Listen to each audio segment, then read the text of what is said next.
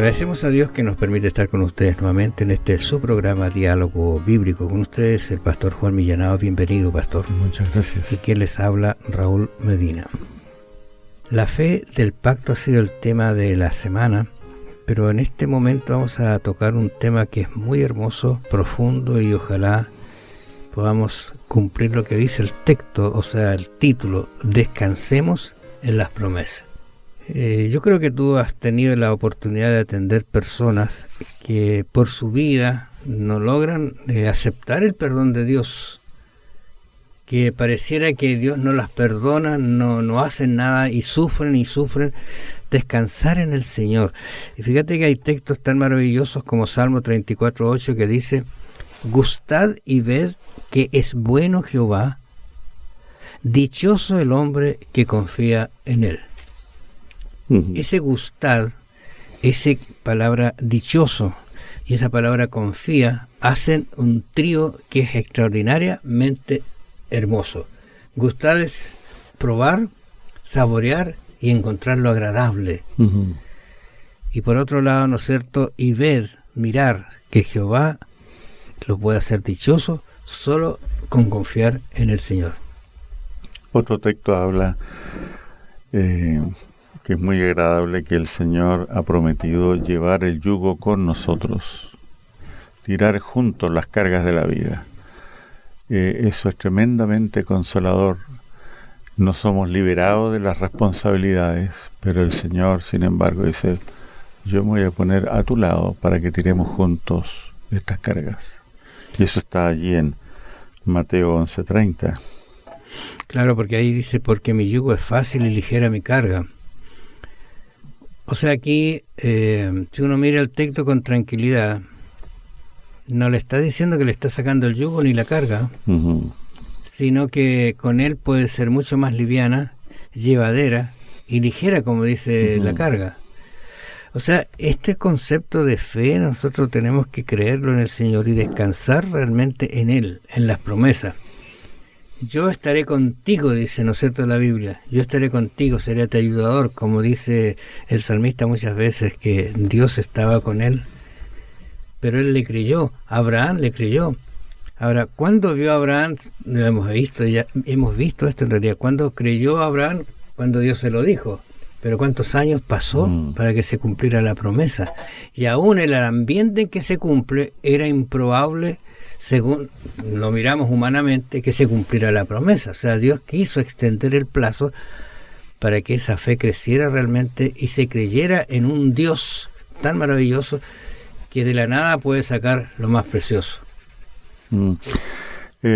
Recuerda, Raúl, que estuvimos a comienzo de la semana hablando del rescate, que era una expresión tomada del mercado de esclavos. Ahora tenemos que decir algo con respecto a la vida del rescatado, porque esa persona que ha sido salvada, liberada de las garras de la muerte, ¿cómo va a vivir ahora? ¿Qué actitud va a tener con el que lo rescató? Seguramente de gran agradecimiento, y probablemente va a decir: oiga, mi vida, desde que yo fui rescatado de ese río turbulento, mi vida ha cambiado, yo aprecio más la vida ahora, soy más prudente en estas cosas, antes era temerario en esto, ahora ya no. Es decir, hay una cuestión que tiene que ver con la vida del rescatado, porque por una parte es cierto que el Señor te imputa, te acredita lo que tú no mereces, pero eso no significa que quedas en un estado de libertinaje para seguir pecando y viviendo en forma desordenada, sino que realmente el Señor nos habla en su palabra, aquí en Romanos 16:26, por ejemplo, de que obedezcamos a la fe. Tiene una dimensión muy interesante de la fe. La fe está unida a la obediencia. No puede ser que una persona diga: tengo tanta fe y Dios me cuida, Dios me salva, y a la vez viva como el demonio. No puede ser que saliendo de la iglesia va a la casa y maltrata a su empleada, por ejemplo, o a sus hijos. ¿De qué sirvió lo que el Señor le ha dado? Lo bueno que recibió en la iglesia, ¿cómo lo transforma en bueno en la vida? Por eso que aquí también en Romanos 1:5 se habla de la obediencia a la fe, y esto para todas las naciones. Judíos o gentiles están todos bajo la misma bendición y bajo el mismo requerimiento, que la fe debe conducir a una vida de obediencia. Mira, estaba pensando en lo que tú decías. En realidad, a veces uno vuelve a hacer lo mismo sabiendo de dónde Dios lo sacó o lo cuidó. Cuando uno habla de rescate, siempre o su mente se va a situaciones difíciles que el ser humano ha pasado, de donde fueron rescatados. Entonces uno piensa, ¿y volverá a hacer lo mismo? ¿Volverá a meterse otra vez en ese problema tan serio de donde no tenía salida y alguien lo rescató? Y a veces el ser humano vuelve a hacer lo mismo. Dice Romanos 5:1, Romanos es un libro extraordinario, recomiendo su lectura. Justificados pues por la fe, tenemos paz para con Dios por medio de nuestro Señor Jesucristo. La relación con Dios no se tiene entre la persona, el pecador y Dios, sino por medio de Jesucristo. La fe en Él, en su sacrificio, en sus direcciones. Y entonces la respuesta propia tendría que ser de la persona: y Señor, ¿qué quieres que haga? Tú recuerdas que esa frase se vio, Señor, ¿qué quieres que haga? Muchas veces en los evangelios, como respuesta a lo que Dios había hecho.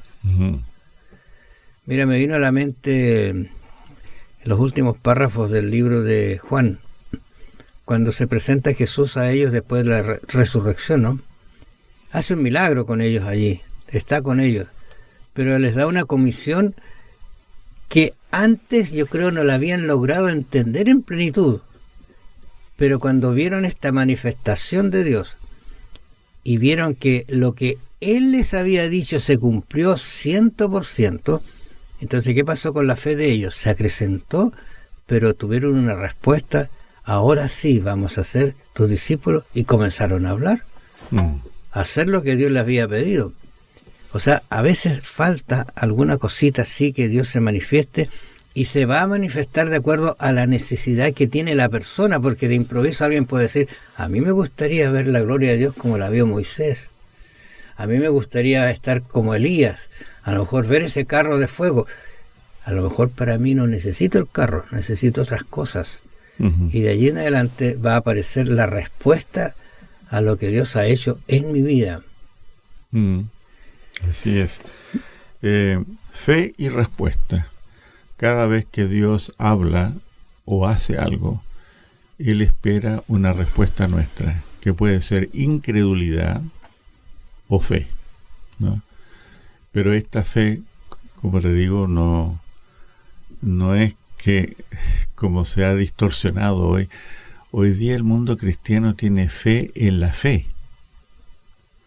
No, la Biblia nos habla fe en el Señor, y nuestro Dios es un Padre, y asociado a Padre está disciplina, por amor. Porque eso, claro, ¿a quién le gusta la palabra disciplina? No le gusta a nadie. Pero todos los padres sabemos que ejercida debidamente la disciplina produce frutos de paz. Es decir, un niño disciplinado que aprende obediencia, respeto, sus primeros años, y continúa en ese camino, será una persona que funcionará mejor en el liceo y en el ambiente laboral, ¿ya? Que aprendió que hay ciertos límites, va a funcionar mejor. No será inseguro como el niño sin límites. Así que Dios también, cuando se revela, Él pide que tengamos una respuesta apropiada a esa revelación, ¿ya? Por eso que yo mencionaba estos textos, que obedezcamos a la fe. La fe entonces para ser obedecida también. Pero todo está, en el centro de todo está la persona de Dios, no meramente un código, no meramente una doctrina, sino una persona, que es a la cual Abraham creyó. Dice, creyó en Jehová y le fue contado por justicia. Les agradecemos, amables oyentes, su atención. Vamos a encontrarnos mañana. Bendiciones.